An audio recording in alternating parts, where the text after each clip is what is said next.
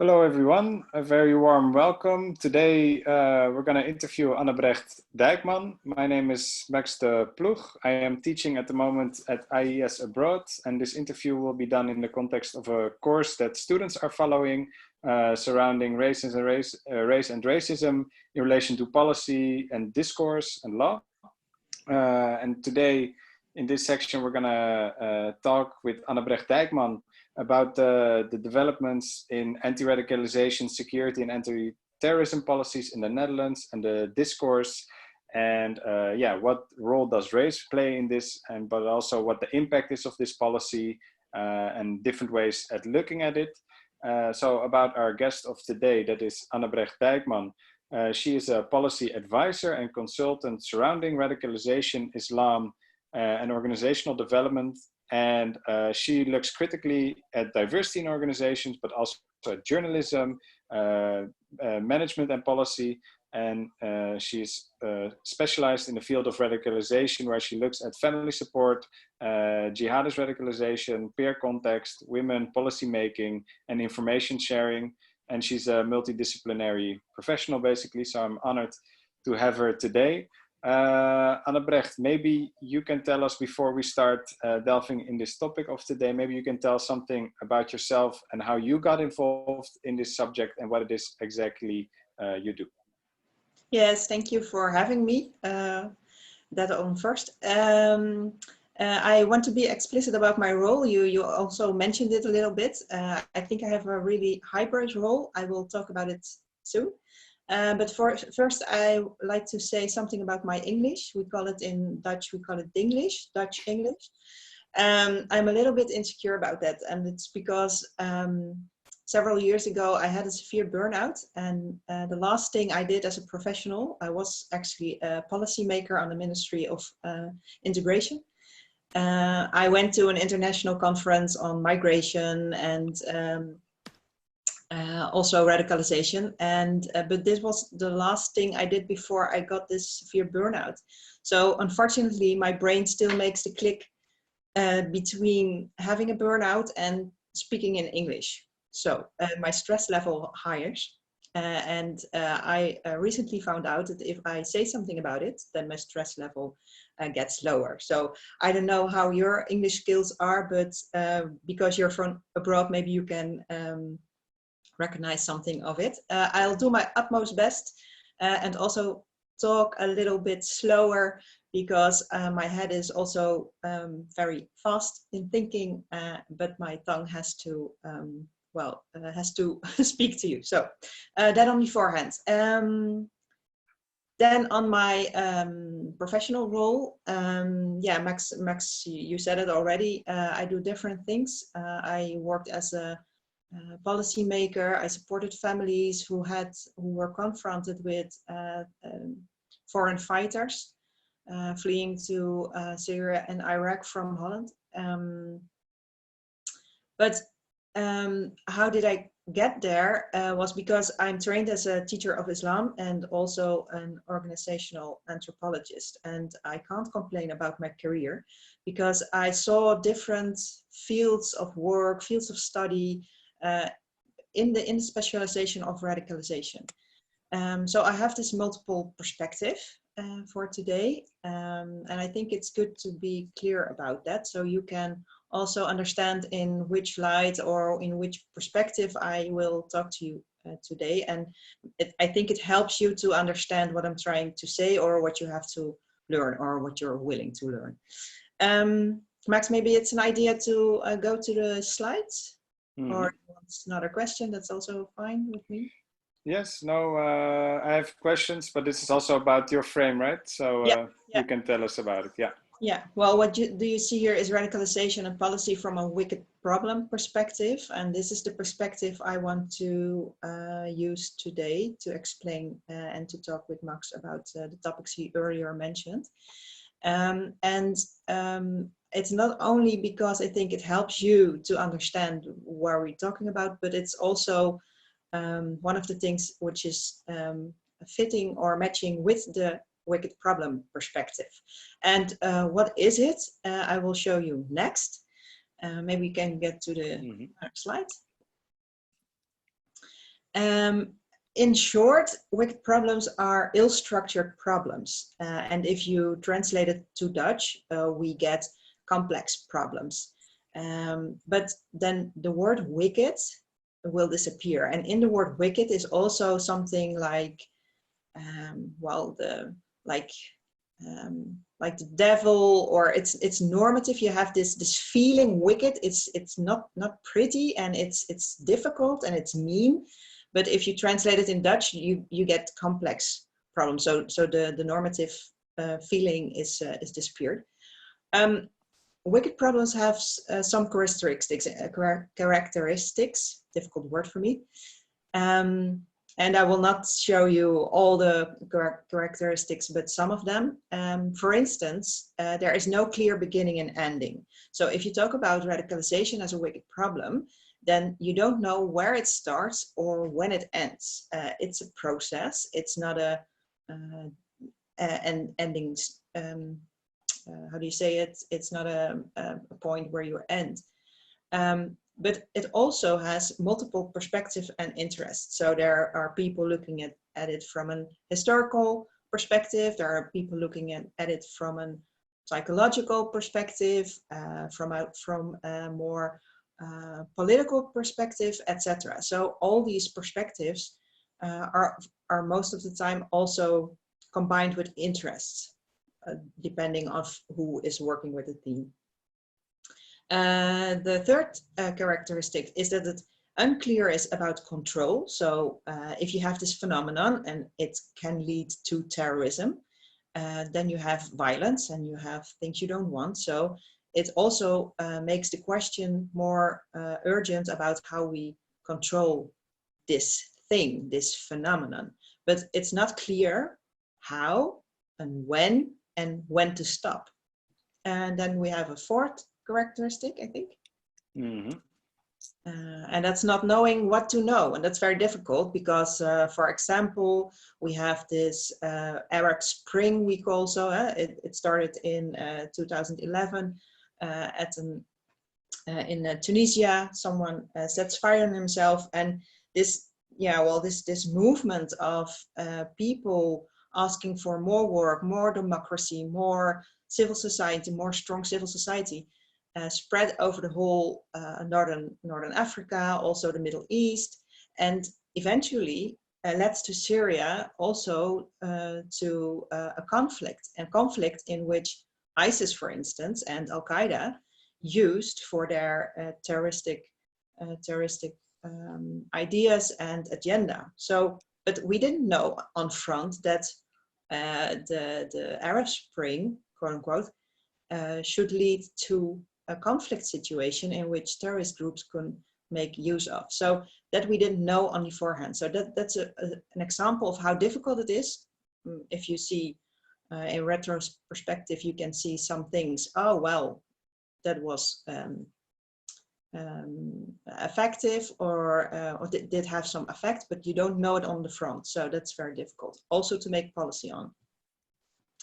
And then the last thing, last but not least, there's no uniform definition of radicalization, of extremism, of terrorism. There are different concepts of it. There is no uniform scientific definition.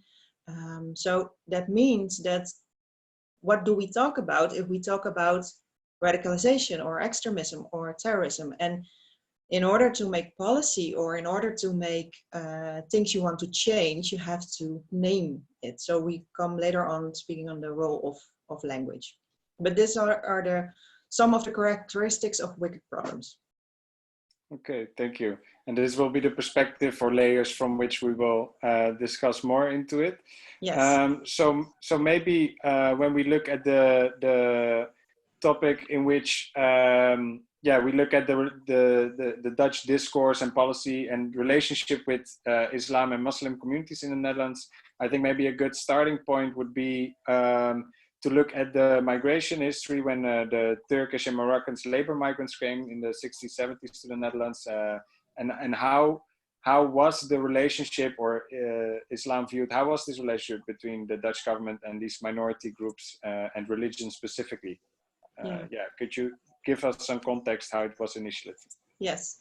Well, what we see in the early 70s, 60s, the Netherlands had a policy of foreign migrants actively getting to the Netherlands to help rebuild society after World War II. And this was active policy. So we got people from Morocco, Turkey, but also from Spain and Italy to help us rebuild our society. And in this perspective, there was this, well, in terms spoken about labor migrants. And this term of labor migrants changed over time. And the first idea was, well, labor migrants are not staying here, they're going back to their own countries. But instead of it, that didn't happen because people started having a family over here or got their wives and children from their home countries into the Netherlands. So now you had just, children from this family who grew up like just normal Dutch citizens. So policy had to make a change or had to adjust on this development. And then we introduced, and this is also in a very short black and white explanation, so forgive me if I'm not going too deeper, but then we introduced the word allochtoon. And allochtoon just was this, neutral way to describe people where they were born or where their parents were born or etc. Because if you want to make policy, then you have to focus on what your policy group or your target group is. So, and well, we say it was a neutral term, but later on, and this is what language also does, it's not neutral anymore. Allochtoon got became a negative connotation. Very negative connotation, and it's for connotation of criminality, for how do you call people who are not willing to integrate, problems. So yeah, maybe that not. We also have the word apartheid in Nederland. So well, allochtoon is also one of our productions, and I think maybe we need some change of vocabulary. Yeah, also, but why do we use these terms is to take control, to change something, to do something with this specific group that was now going to stay. That was why this term was introduced. Yeah, sorry. No, can you tell us about? So it was clear that the new migrant groups were going to stay. They were going to be here. So we invented new policy terms, which became autochthone and allochthone, to develop policies for these groups. And can you say something? How was initially the policy surrounding the religion and Islam? Because we had a pillarization society with the Dutch had these different church groups, so Protestant, Catholics. So there was a relationship between government and religion. But how did the Dutch society view this new religion basically coming in at first? Well, that's very interesting because we, in our society, we are given highly up on moving away from this pillarized, how do you call it? Pillarized? Yeah, pillarized, society.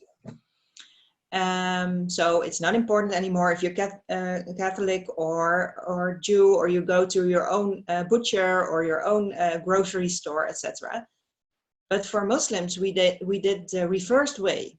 So now we're asking from Muslims, organize yourself, identify yourself as a Muslim. And this is very specific in, around 2004, 2005, when we just had the murder on Theo van Gogh, a famous Dutch cineast. And the Minister of Integration, Verdonk, called people together saying, well, we need some sort of a board. I need to speak with Muslims. So this was a very direct policy on organizing Muslims to speak with the government. But it's very interesting because in Islam, there's no central point of power. in a theological way. People in the Netherlands who call themselves Muslims are from all over the world with all different kinds of backgrounds and cultures and nationalities. So they're not in unity. And this is going to it's going to be problematic. So you force there's not a representative in that sense of the whole community that doesn't exist. So yeah, you get all these problems of representation. But the idea is, when we have one organization, we have this CMO, it's called Contactorgaan Moslims Overheid, Contact Organ Muslims and government. To be the spokesperson of all the Muslims in the Netherlands. Well, it doesn't work. So, but this is a reverse development if you look at where the rest of society is. So if I get it correct, then so there wasn't too much attention or specific policy made or created at first regarding Muslim communities from the government, because we were in a depolarization and secularization trajectory, so becoming more secular society. But it was after there was a threat, and the murder on Theo van Gogh, which is a known filmmaker in the Netherlands, who was killed after, shortly after Pim Fortuyn as well, after 9/11, in a context where more and more the discourse started to see as a threat. So then the government said, okay, we need to be able to talk to Muslim communities, so let's make an organ, and this organ was arbitrarily made and causes problems because there wasn't really an organized Muslim community in that way with representatives. Yeah, and I think that's a good samenvatting. I don't know. Summary, yeah. Summary, thanks. And what you see is that the terms of labor migrants changed into allochtoon, and we now talk about Muslims, but we developed also further. We're now talking about Salafist from the Salafi movement. And so you see over time that the focus gets narrower and narrower, because allochtoon was a word for everyone with parents or born themselves in another country. But Muslims are specific on identity of their religion. So you see this narrowing discourse from migrants to Salafists. So that's that's a development we see now. Yeah, and is it like does this has so the starting point, you could say, for Islam becoming such a big thing in Dutch public discourse, such a visible community? It was after Theo van Gogh, 9/11. It started around this area. No, it started earlier. Or it started earlier. Yeah, okay. It started. For even in America, it started even earlier. But in the Netherlands, for instance, we had Pim Fortuyn, whose name you just mentioned. He was a politician and shot. He wrote this book against Islamization of the Netherlands, and he was one of the Which year was this? When he wrote this book? Oh yeah. And there was also this prominent politician, Bolkestein, from the Liberal Party. So there was also a tendency to problemize Muslims and their religion. But it was not mainstream. It was from this political perspective. But it was a trigger when 9/11 came and Pim Fortuyn was shot, and the murder on Theo van Gogh. So it was. These are all trigger moments, key moments in, say a melting pot of things going together, leading to a more narrow discourse. Yeah. So basically, which was first of subgroups, a discourse that was development suddenly became big because of these events. And then maybe, if we look at Islamophobia and Dutch elections today, you can also see it's not only extreme parties, but basically also the stemwijzer, which facilitates elections in the Netherlands if you are looking for which party to vote on, because we don't have a two-party system, but a many-party system. And there was also 3 questions on Islamic migrants. So it's not labor migrants. It's not, it's basically on Islam says, the Netherlands should close their borders for Islamic migrants, or what you say about Salafism. It was one question said Salafistic organizations should not be allowed to get subsidy from municipalities. And another one was there should not be allowed another mosque in Amsterdam. This was for Dutch elections in municipality elections. And these were the some of the questions to give an idea how. I mean, I cannot imagine in the Netherlands at the moment an election or debate where Islam is not going to have a prominent place within Dutch elections.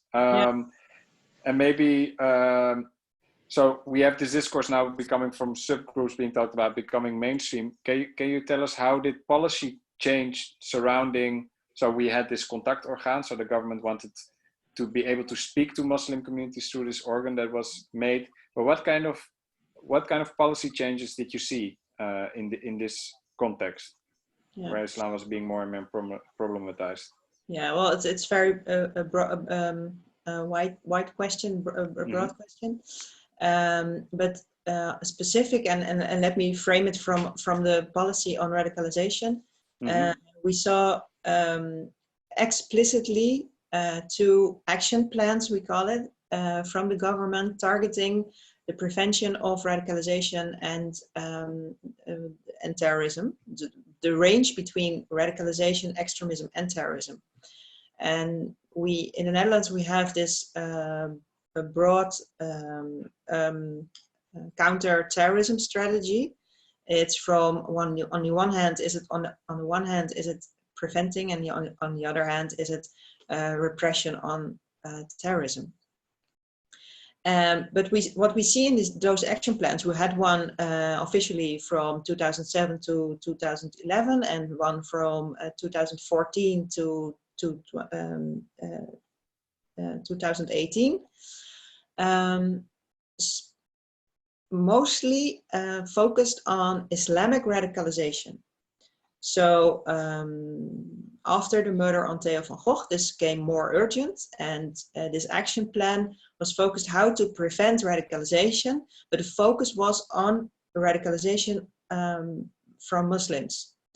But radicalization is just a universal concept. It's also a universal phenomenon, which not only includes Muslims, but all human beings. But then we come on the role of language later on, and on concepts, subconscious concepts.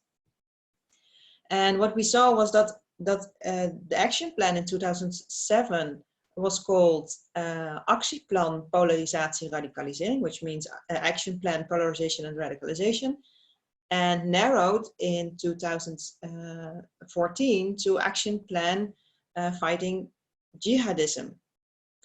And in Dutch it's called the integrale aanpak jihadisme. And this was done for a reason.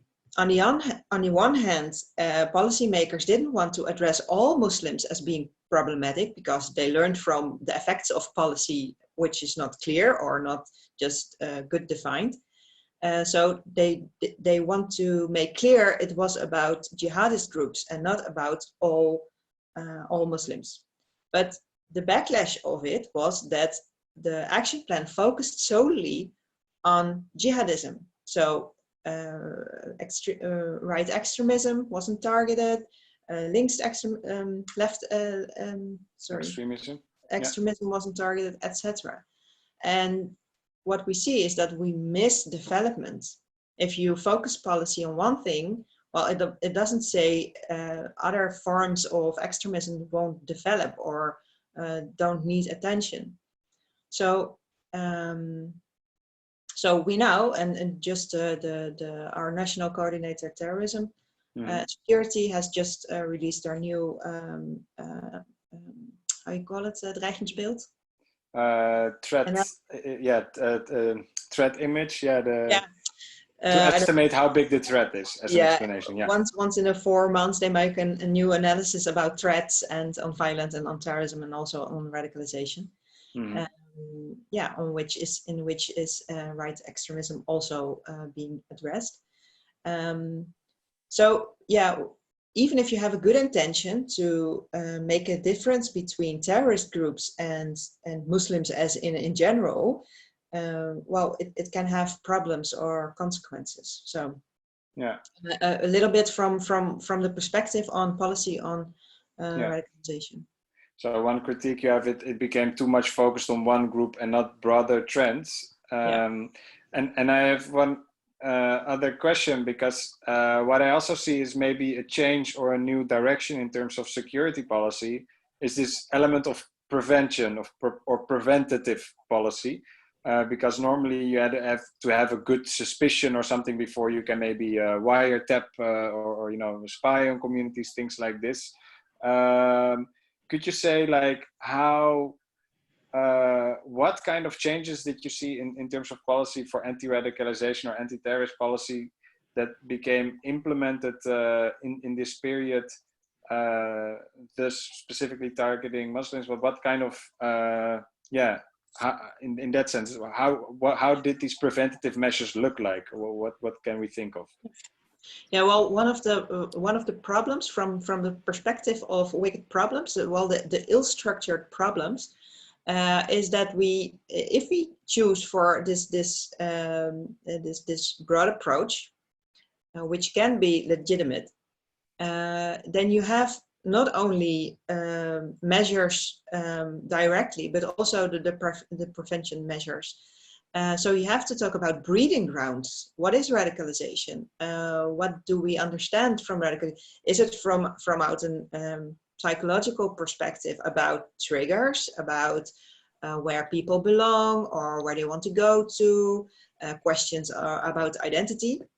Or is it from another perspective, for instance, narrative perspective about how they see the world, what's their story, etc. And all those perspectives are just, well, asking for see me, I'm the most important.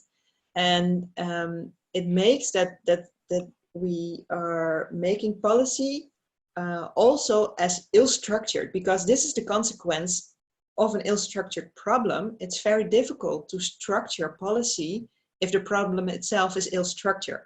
So it can be done, but it's very difficult. And I think what we need is to be more aware of this concept of wicked problems, because if we see it from that way, we can say, oh, but then we have to do such and such and such. So let's not go there already, but I think the policy is also going from left to right and from, well, and it has to do with the characteristics of the ill-structured problem itself. It's a consequence. Yeah. So it's too broad and not clear what the government exactly is looking for, and well, if I'm correct. Yeah, and I think it's a good example. For instance, our intelligence services, they for instance, use the term weak link. It's in intelligence service a very important concept. Weak link is something which can be a trigger to another event or to a development, but it's weak and you have to see it. So if you know by wicked problems, you don't know what you have to know, it makes it very difficult. So you can also start to look at weak links everywhere. It's also the same with searching for a needle in the hay. Mm-hmm. Yeah, because it's such a minority of a minority within a minority that actually becomes this possibly problem. Yes, possible future problem. Before you going to look for the needle, you have to identify what's the hay. So if you identify all Muslims as the hay, then you can go search for the needle. But that's the problem. So who do we identify as the hay we need to search for weak links or for the needle? And well, okay. And if you look at this hay, how it has been defined, can you, in what way can you see there are subconscious race-related concepts are influencing how the security system in the Netherlands looks for this hay? That's interesting. But maybe it's then good we go back to the slides and I explain something. Yeah, go to Wicked Problems 4. Yes. Yeah. Because then I can make the bruggetje. If you have this ill-structured problems, and I don't know if you did it as a child, but maybe you can remember this binoculars. These are the with all the stars in it, and if you look through it and you turn it, you get different things. And it's also with ill-structured problem. If you turn a little bit of perspective, then you see other things. So it's a combination of different perspectives, interests, paradigms, concepts, actions, etc. So because of you said the paradigms and the blueprints we use also on race and on minorities, it's in this ill-structured problem. And to go to the other slide, I can show you the next one. Yeah.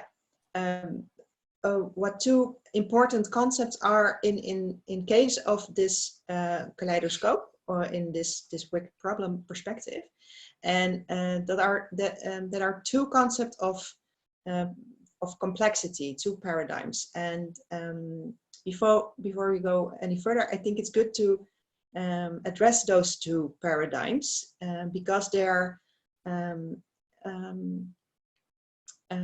well, for policy on radicalization, those two paradigms do matter. And the first one is, and then you can go to the next slide, is the metaphor of an airplane. So this is about static complexity. So if you have this airplane and you want to build it, it's very complex. You have all this material and you can build it, but if the plane is ready, you can also deconstruct it. And then again, you can build it. It's very difficult. You have to know everything about mechanics, etc., etc. It's very complex, but it's still the same. That's one paradigm we used for radicalization as a concept. If we have all the pieces together, then we know what the problem is.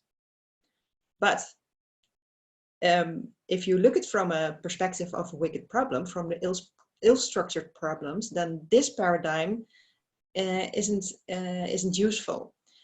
The paradigm which is useful is the next one, and that is the metaphor used for change in complexity and for mayonnaise. Mayonnaise, how do I pronounce mayonnaise? What you put with potatoes to eat fries? Yeah. On your fries.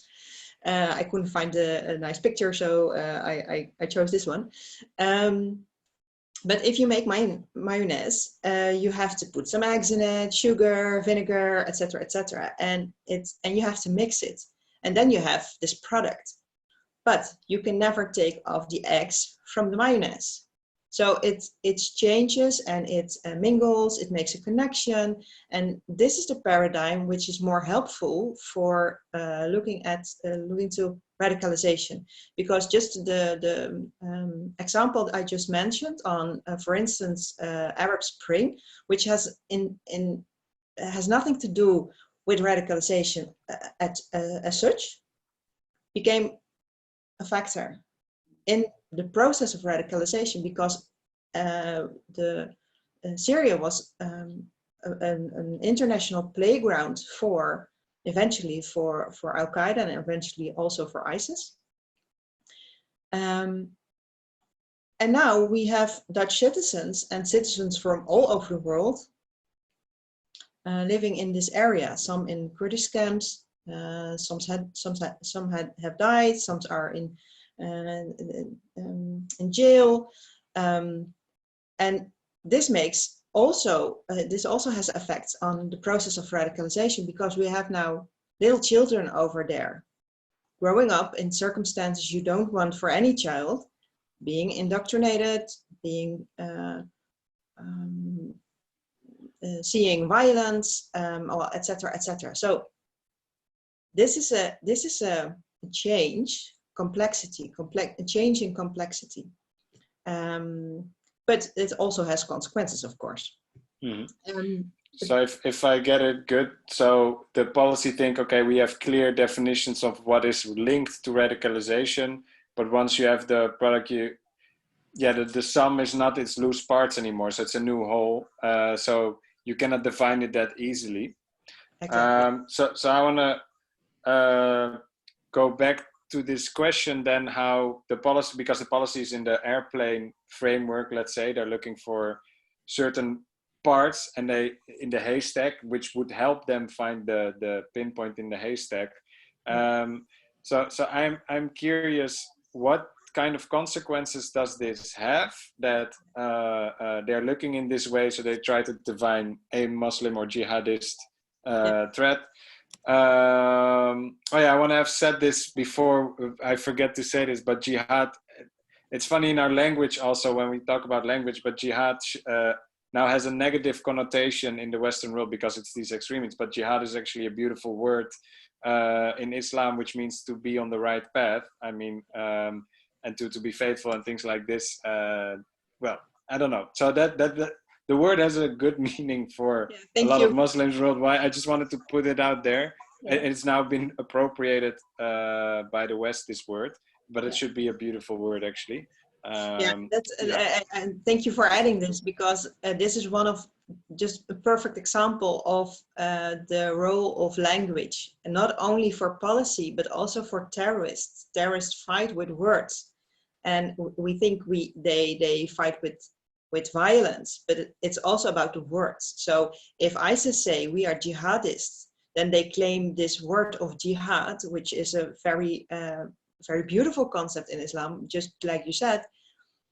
They claim it like it's theirs. So then you have, as a Muslim community, how do you express your beautiful concept? It's really problematic. So it's not only, you can say, even in this case, in this singular case, Muslims are between the war on terrorism and jihadists on the one hand, and mingled with the government policy on the other hand. So where's the freedom to express yourself and being a human being, and not only a religious person?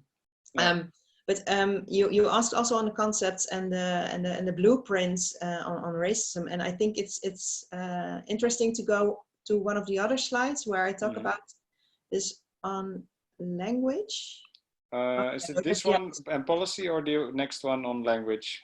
Because you have two. One is on policy. This one first. Okay. Yeah.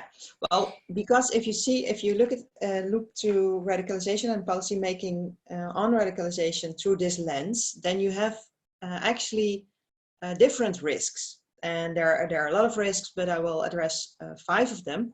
And first is that you make policy which is disproportionate instead of it's appropriate or matching. And this is also the problem with this very broad range from preventing to repression. You have to indicate which problem are you addressing right now. So it's asking a lot. And one of the risks is that you get this disproportionate policy, which is not specific enough. Can you give an example how this brought a consequence? So this the disproportionate disproportionate policy on a haystack, which is very broadly defined. Can you give an example what kind of impact this had maybe on the Muslim communities or the relationship between Muslims and government in the Netherlands? Yeah, well, this is actually a thing researchers from the critical terrorism study movement are pointing towards, because they say, yeah, well, just this securitization of radicalization on breeding grounds, on identity processes from youngsters, it's just this security frame is eating all other frames. So that makes it very difficult. And for instance, we have a Professor Nadia Fadil who wrote about it, and Martijn de Koning in a very interesting book on the Netherlands and Belgium in that perspective. With eating other frames, you mean it becomes the only frame when it comes to security? It's eating all other things. And for instance, if you look to radicalization from a more pedagogisch perspective, more pedagogical, yeah. Then we have this brilliant researcher, Stijn Sieklink, and he wrote many research and books, but also his book Re-Radicalization.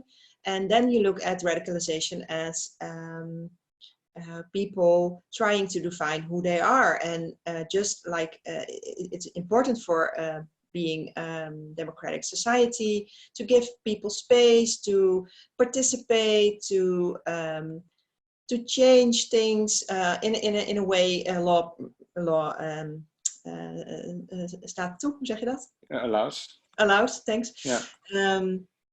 But it's a whole different perspective on, and but those perspectives have to fight against this, this monster of security. It's Islam, jihadism, Yeah, and it's and of course it's and I want to go back to America. I earlier mentioned it. I think one of the problems is that, for instance, in America, after 9/11, the government said we do not only attack and want to prevent terrorism from individual terrorists or terrorist movements, but also we're going to fight terrorism as a whole. Mm-hmm. And this makes a big change, because then we got this dualistic discourse, either you're against us, or you're with us, or you're against us. So there's no space left for any nuance, for no specific targeting. So I can say the impact was also seen when, for instance, Charlie Hebdo happened, and then it was implicitly or explicitly sometimes asked that Muslims should apologize for what their fellow Muslims did, because you have a disproportionate focus on, okay, that's the way. And then I know some people said, like, hey, why, you cannot generalize us. Why should we apologize on something we have nothing to do with? So you get a overly generalized, overly generalizing community. Yeah, exactly, and it has to do with this needle in the hay. So if you have this, what's called a trechter? Trechter. This, and then it falls down. I don't know. It exactly goes from broad to small. Yeah, if you put in a Muslim, it comes out like a terrorist. It doesn't work this way, of course, but this is the blueprint in which we if we don't policy. Well, if we don't are not careful, mm-hmm. then we're going to handle to these paradigms. Yeah. Can you tell how this paradigm also affects, because you said you also visit families to do consultation, which had to do something with radicalization. Can you tell how this frame that is out there is impacting these groups? Yeah, well, the beautiful thing on radicalization is that it's universal. It's not about Muslims. It's about all colors, all peoples, etc., etc. Education, backgrounds doesn't matter. So it's in that perspective very like Vrouw Justitia, blinded. So it happens to families who are not Muslim, I'm talking about jihadist radicalization right now, mm-hmm. Who have children who became Muslim, who radicalized and left for Syria and Iraq, and now hearing, and this is also this is also true for families who are themselves Muslims. They're losing their children to terrorist groups. But what did our minister president said or our premier said in election time was, well, if people are traveling to Syria and Iraq as foreign fighter, then they should die over there. It's better for them. It's better for us. So even if parents can understand this is said in election time, they want someone from the government who says, I'm also your government. You can trust us. We are going to do what is best for us. And they understand their children made difficult and very, very nasty choices, but they also needed trust to government. And this is really important, because I saw people losing their trust through sentences like this. Mm-hmm.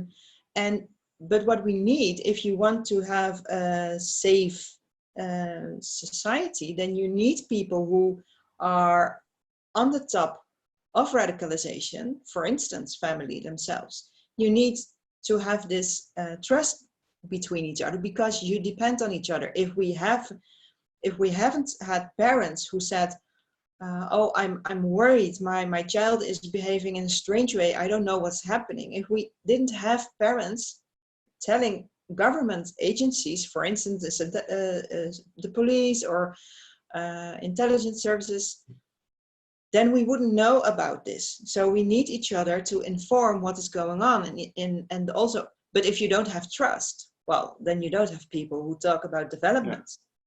So there's not a sense that there's solidarity or empathy towards what is happening because they are being othered in that sense. Yeah.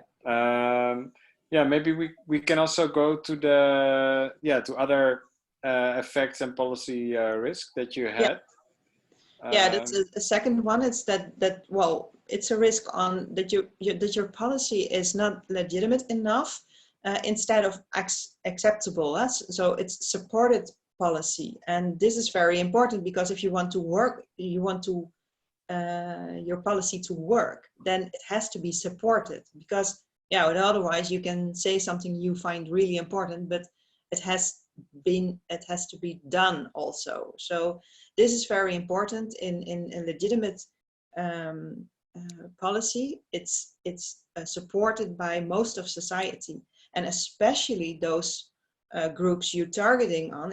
For instance, families who are confronted with radicalization. Those people, you want to support your policy, because those are crucial people. So this is one of the risks of the ill structure. So you're alienating the people that you should be having contact with or working with. Yeah. Yeah. For instance, I have an example of a good example in the action plan 2014. In the beginning, the Dutch government said very explicitly, mosques in the Netherlands are a partner of us government from our policy. They are bondgenoten, our allies. Mm-hmm. Not to claim governments can say anything about religion, but we have pinpointed some allies, and mosques are our allies. So this is one of the things you can do in policy to make the clear boundary between this hay of all Muslims and saying, no, mosques are our allies in addressing this or in prevention, etc. But you have to do it in an explicit way, and on and on and on. And what we now see is that in the last few analysis, also from the government, there are a few mosques qualified as extreme Salafist. And they're not our allies anymore. So this also has to do with a paradigm shift from our own intelligence services. A few years ago, first, Salafism was a buffer to jihadi Salafism. Like, for instance, well, it's okay to be addressing, well, we say Salafism is sort of shortcut to tradition in a theological way. Some say it's more orthodox, but I don't think that's the right way to explain Salafism. But our intelligence service said, well, it's a buffer. So we have different groups of Salafi. Some are political, some are less political. But we make this distinction between jihadi Salafism and just regular Salafism as a broad concept and broad movement. Changed to a paradigm wherein this broad range and diffuse range of Salafists are not a buffer, but a springplank. And please translate the word springplank. Yeah, it's a gateway. So instead of saying it's a buffer preventing, it's a gateway to more jihadi Salafi, and also this is a whole other perspective on looking to people. So you see this paradigm has influenced also policymakers and how you target, for instance. Targeting your relationship with groups. I also see this a lot now lately in the news. I think every month or every week. I don't read too much Dutch newspapers because I don't like to read them too much. But what I did see a lot passing through is that Salafi weekend schools or their mosques are constantly being debated. You saw it also in the Stemwijzer, one of the questions, should they not be allowed subsidy? So you can see there's a clear constant pressure that the government should delegitimize these facilities or institutions to exist right now.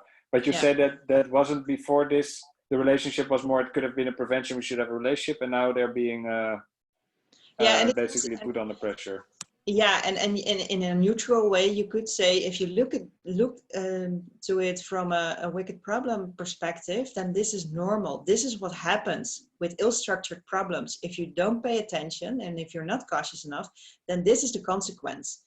But for instance, what we saw on the word Salafism, our national coordinator is now using the term, and also our intelligence service is now using the term Salafistische aanjagers. It's called people from the Salafistic people, promoters, Salafistic promoters. Or voormannen. It's like pioneers. Yeah, that's not the good translation, but and it's very interesting because what do they mean by it? Because the services also said, well, Salafism is a broad spectrum. They still say this. So they don't see Salafism as one small group with one development. No, it's a big group with different developments. And but still choose to the words Salafistische aanjagers. But who are Salafistische aanjagers? Yeah, it's still creating new haystacks that then are being targeted by politicians, policy, and everything. And it has consequences. But to say it in a neutral way, it has consequences, and you can find anything about it and being normative about it. But if you say it on a neutral way, in as far as it can be, it has consequences. Yeah. And maybe then we can talk about consequences in terms of language and framing, because I know we also want to talk about policy and language. In what kind of way can you see this language in Dutch discourse is othering, and basically stigmatizing these haystacks? Could you tell us something about that? Yeah, that's a nice bridge. Do you want to skip the other three? If there was one really, let me see which one we had. Maybe if you can say something brief about the last three. Yeah, I just said so you know, and then we go to the role of language, because that is also the main topic of today. It also has a risk on ineffective, just being harmful instead of helpful. So we just mentioned the word actieplan jihadisme. It's not effective. It's harmful for some, and in the abstract way. Sometimes it's unethical, the policy you make, instead of ethical. It can be random. For you want for if you have the democratic laws we have, like Article 1. Equality is our first. You're not allowed to discriminate on the basis of religion, ethnicity, sexual orientation. And if you want to do right by it, then you should avoid randomness. But still, wicked problem can be affected. One of the effects can be randomness. And one of the things also very important is that policy can be very normative instead of evidence-based. And this is really important because now we come to the discourse and blueprints we have about people and race and etc. Is that a lot of policy is normative, but not explicit implicit. Implicit, yeah. Yeah, And not evidence-based. And by evidence-based, I mean scientifically clear about what works for who not. And one of the people in the Netherlands who's working is working on this very well is Amy Jane Giele. She focused very on evidence-based work. So what do we know and can we use it? But what we see is that a lot of policy is normative. So for instance, we have this new mayor in Amsterdam, and she's really focusing on empowering of women, of youngsters, in the context of radicalization. The former mayor was focusing on young people and identification processes. He, for instance, didn't really want to talk about religion. So religion was one of the things, well, was not really addressed. So you can also not address narratives and ideological references. So that's difficult. And you can say now the policy focusing on women and children, it can be truly legitimate, but it can also overlook role of men. It can humiliate men and be a trigger into radicalization process. Do we count also as men? So the normativity has also consequences, and the biggest problem is that not that we are normative, but that we are not clear about it. So maybe we can go to the other slides to say something about it. Yeah, and I think also, by the way, with what you said earlier about the randomness and the Article 1 of not being allowed to discriminate, we continually in our discourse, public framing, we discriminate because of this over-focus. I remember also with this weekend school, for instance, there was such a focus on Islamic weekend schools teaching whatnot. And then the religious Bible Belt, or it's not going to be about religious extremism, but only a specific extremism. And that's, a very it singles discriminatory. Out. It singles out. And that's really really a danger if you want to have people support your policy. Well, and the importance of language. That's really good to address this, because if you click, then there and then again. Mm-hmm. Yeah, thank you. That is stop, please.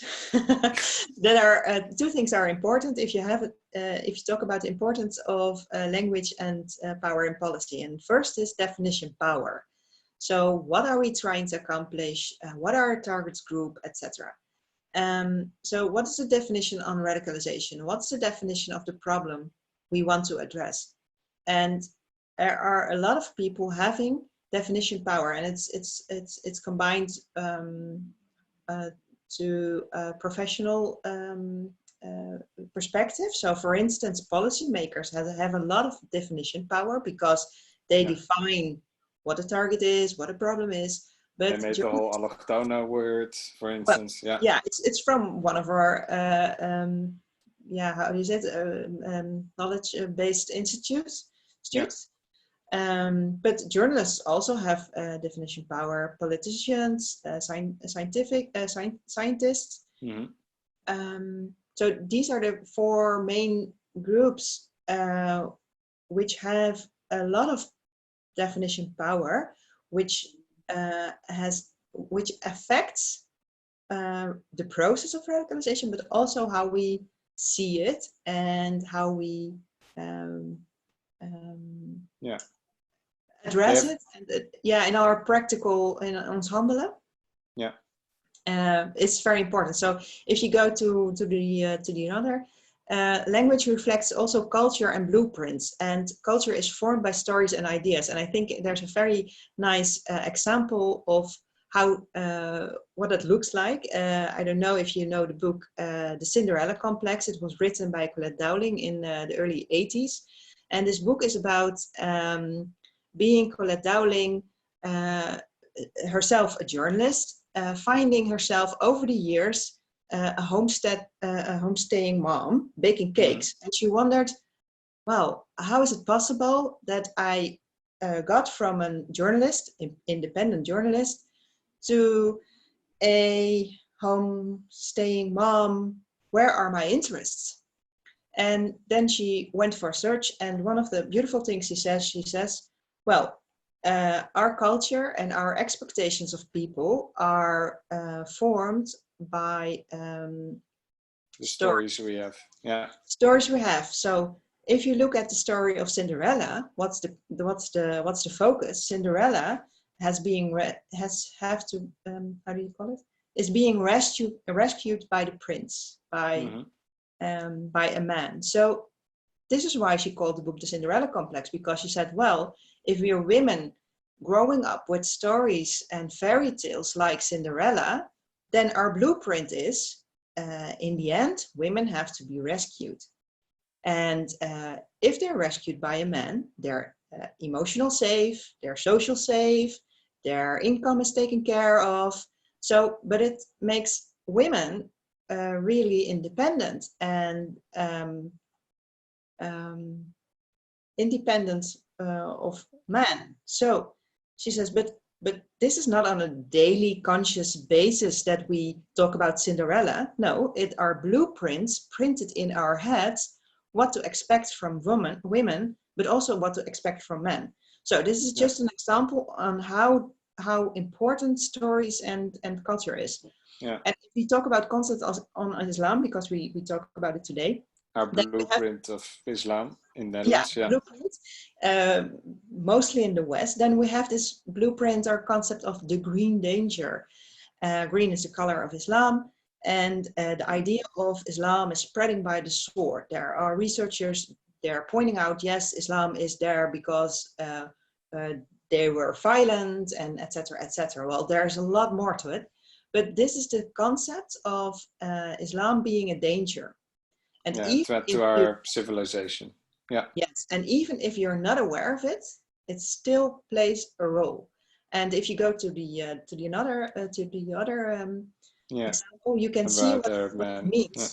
Because on the one hand, you have this Islam spreading by the sword, and then you have who are those Muslims, and stereotypes. Those are Arab men being oversexed, looking for our women, and being violent, because, yeah, of course, Islam is spread by the sword. But if you see on our policy, then these are the groups targeted by policymakers, young Muslim men, and mainly from Arab descent. And this is, if you look, for instance, at terrorists on 9/11, they fit in this profile for. So we get this blueprint also being seen in daily life. So it's getting a really nasty combination of blueprints and what is actually happening. And this is, I think, also what also the problem is about anti-Semitism, being targeting or being thinking about Jews being gierig, what's the word? Greedy. Well, you know, all those anti-Semitic images are also blueprints. Yes, are also blueprints. You see them in, like, we celebrate Carnival.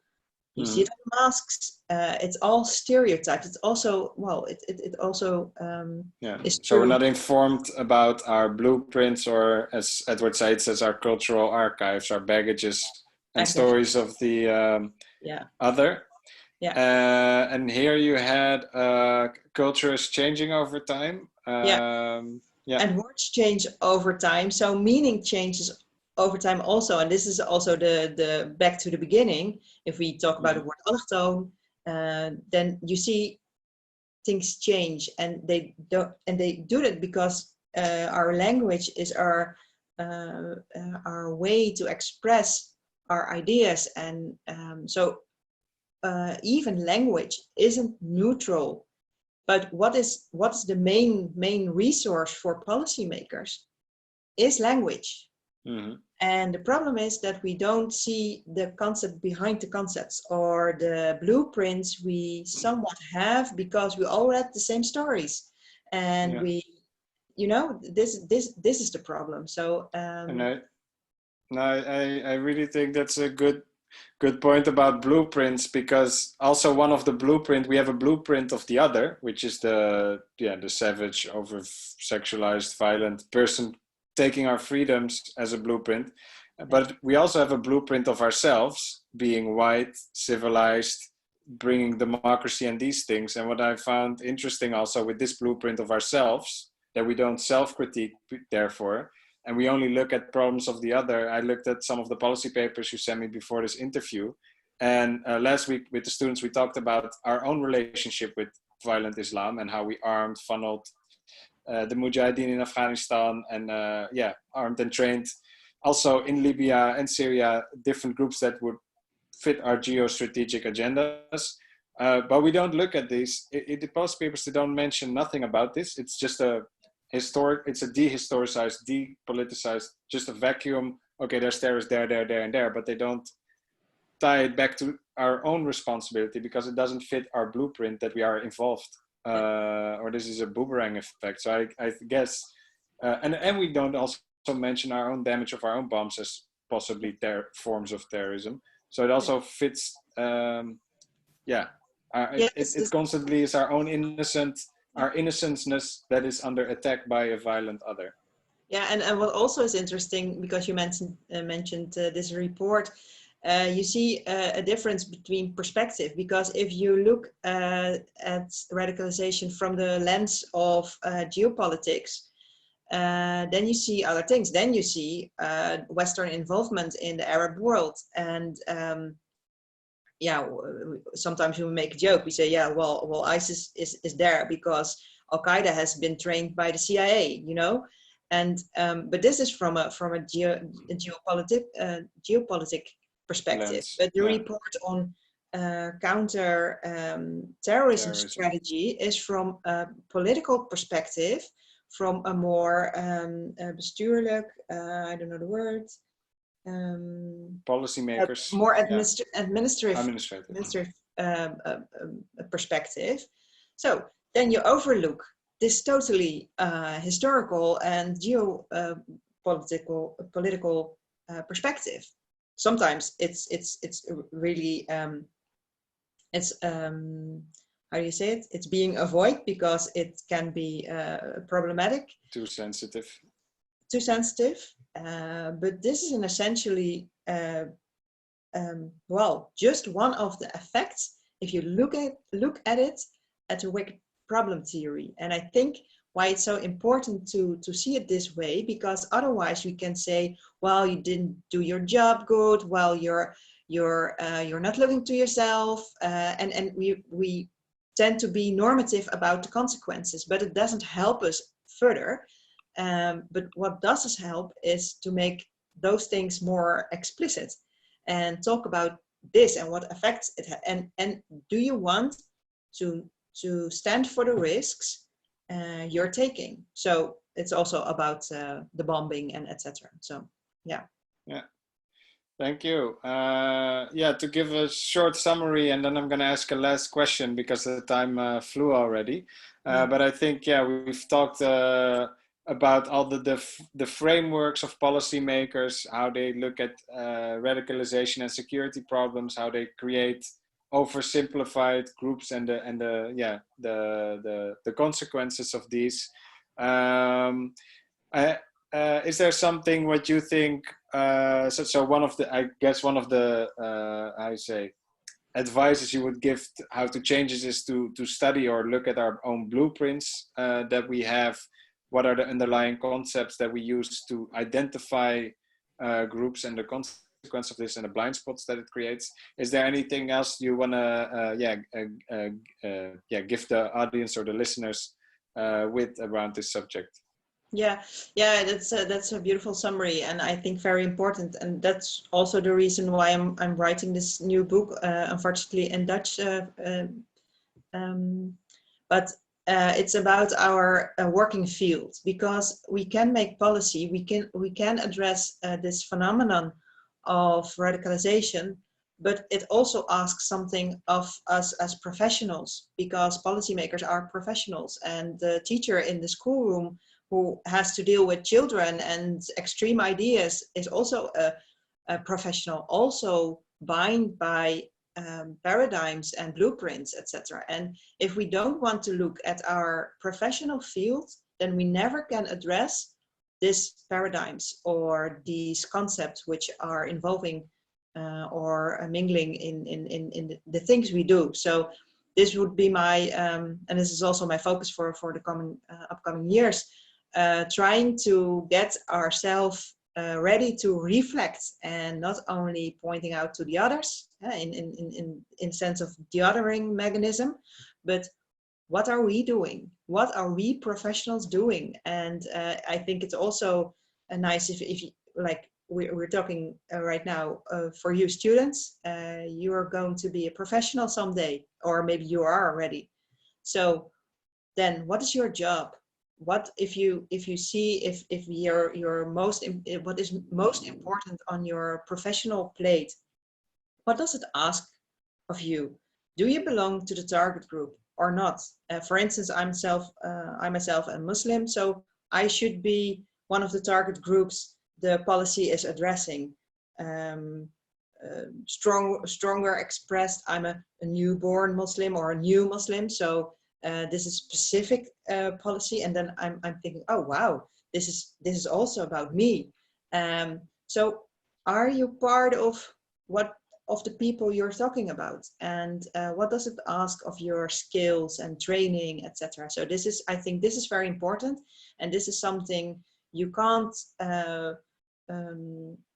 you have to do. We can do it ourselves, so we can't say, oh well, that should our government do, or well, the other countries or the other. No, you as a person always can see what's my main goal, what skills do I need, what are my needs in that perspective. So I think that's very important, and anyone, any individual can start right away. You don't have to wait. All right. Thank you. I think that's a nice way to end, that we all have our own position and place within the subject. I want to thank you, Annebregt Dijkman, for this interview, for taking time with us. I think it has been very fruitful to look at different concepts and frames to look at these policies. So I want to thank you for sharing that with us. All right. Goodbye. Thank you for having me.